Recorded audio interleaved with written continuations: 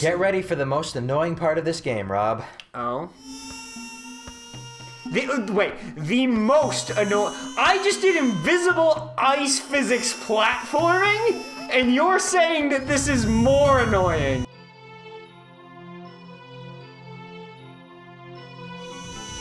Hello, source of my nightmares. Play us out, Johnny. Yeah! Where? Wow, it is. Oh my. Yeah, we've been at it for a while. Possibly too long. Possibly. I'm not gonna judge. We have a lot of recording. I love this game. We just got off, well, I just got off playing Mario Sunshine, and that game is just so fucking tedious.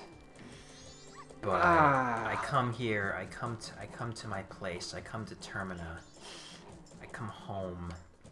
I love it here, even though it's doomed. Perhaps because it's doomed. I don't know why. It's a little morbid. The Goron's stomach looks weirdly angular when you take the mask off. But I'm okay with it, because being in this place feels good.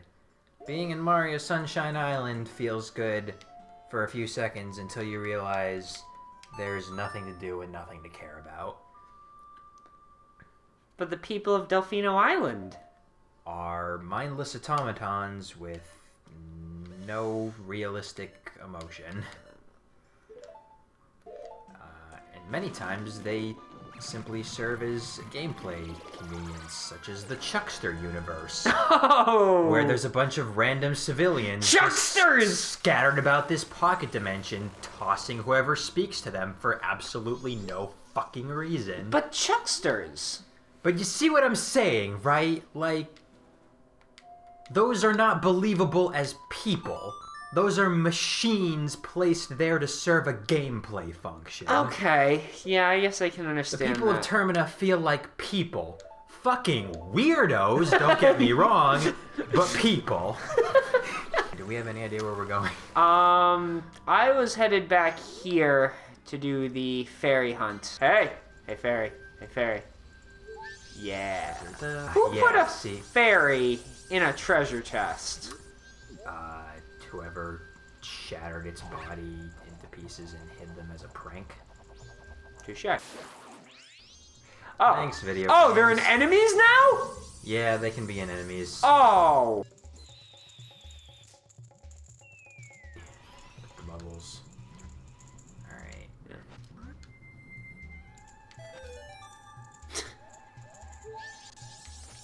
Alright. Oh, check those pots for arrows. Which pots? On your left. There, you're right now. Keep turning, you'll get it eventually. You're going the wrong way, though. Oh, back to where I was, or? Yep. Right there, right in front of you. Oh my god, to your left. Right there. Oh, over in the... I didn't see that corner. You have a remarkable gift for looking everywhere except where I tell you. Yep. Let me turn you around. Oh. Yeah. Alright. Even with the blindfold on, not bad.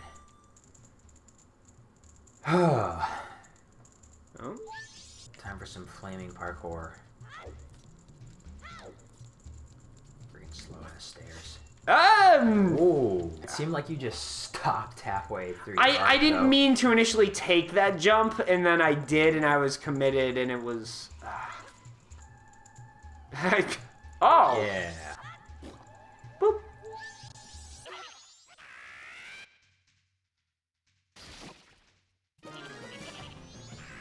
That guy just kind of rocked into existence. Well, I guess it's implied that he was on the ceiling based off that... See, I thought he was coming from underground. So...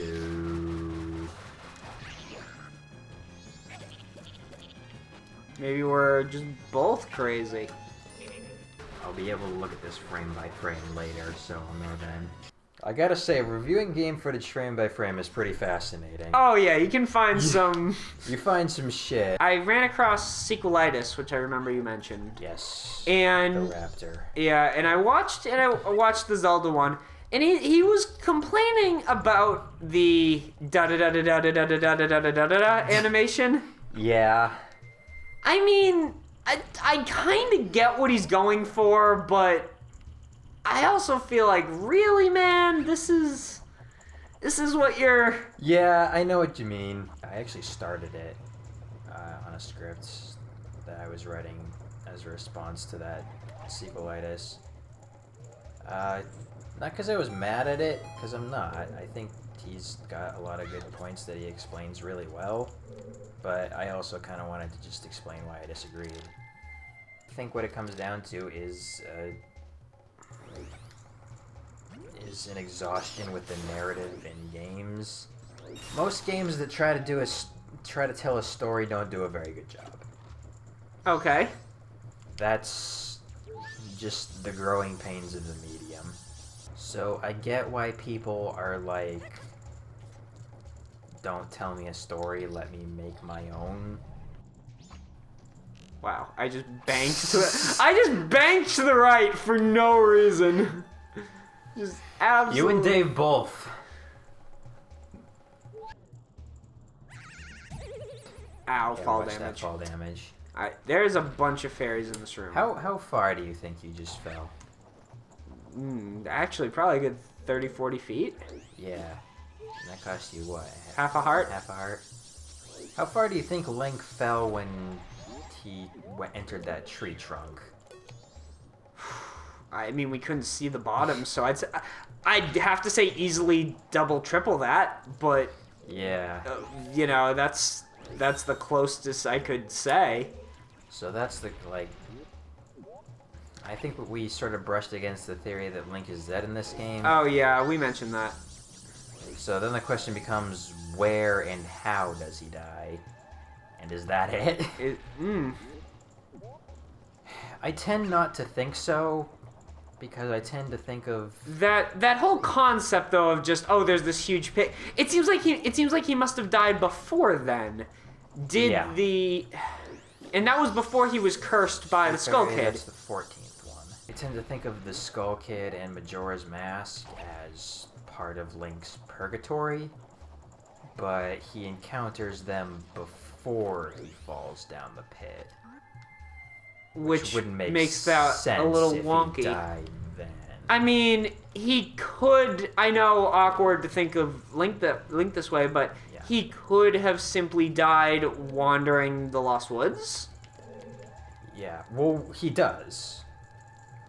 That's actually been confirmed officially. So wait, okay, oh no, that was Tattles. So yeah, so no, if we're going with that, could we simply say he died before the start of this game? Yeah, that's what I usually think. By the time we see him in the intro, he's already dead. Which, yeah, is pretty depressing. But, you know, it's that kind of game. Which is why I actually like narrative in games when done with a subtle touch. See, I think there's a happy medium. Because what Ego talks about a lot in his video is, no, don't tell me why I want to go on an adventure. I'm playing the video game. I will decide why I want to go on this adventure. Because I do. I like going on adventures. And, you know, I can understand that. But, you know, I also think there comes a point where, like, do you just want every game to be a puzzle game? Or like something like Skyrim that's just so open-ended you make... Well, no, even Skyrim has... Well, that's what I'm saying. I think there's a happy medium. Like, you can give the player loose incentives.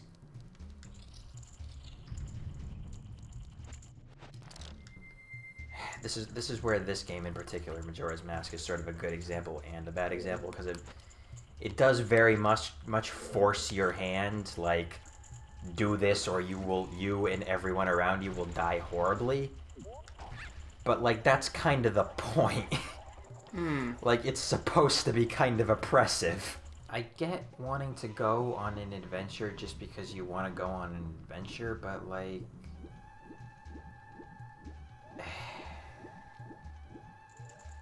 At a certain point, wouldn't just having an open world to run around in sort of feel like, well, why am I doing this? In a way, maybe it just depends what you want out of the game. I mean... Yeah. Well, it definitely does. And it's clear that Egoraptor wants different things than, say, me. You can actually arrow these guys through their faces. Oh, good note. Monsters take them to their fellow fairies of the same... So we need to bring them back to the fairy fountain? I think having a story incentive... I don't think it's a bad thing. Get into character, like, be like, yeah, I want to save the princess because she's cute and I hate evil wizards. It mentions how Ocarina makes you wait for it a lot, which I thought was interesting because that had honestly never occurred to me. I don't... Like, it's weird. I don't think it's... Well, this is awkward. Shoot him in the face while he's dancing. Oh, I mean, I'm not gonna say... You had the out target, man. Yeah. We didn't need to aim. I don't want to say it's inherently wrong, but it seems like nothing I... Oh, you son. Nothing I really ever noticed to complain about. Yeah.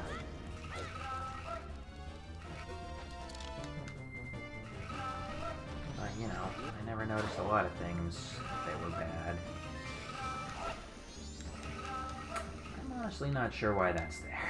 Alright, fairies! Here you go. Let's see if this was worth it. Prowess with this new sword technique. That sounds rad. What's it do? Makes your screen get covered in Vaseline. No, my lens. Oh. Power! Master the spin attack. Press and hold B to power your... Oh, cool. It's a power up to your spin attack. Yeah. Oh, it's got like the Din's fire on the outer edges. It's much wider and stronger now. Nice. Okay. I'll take that. Yeah, we will. Climb the invisible ladder, get the spring water, use it to thaw the ice that leads to the underground hot spring. Talk to the crying baby, thaw out the elder, and then go from there. Oh, is that all?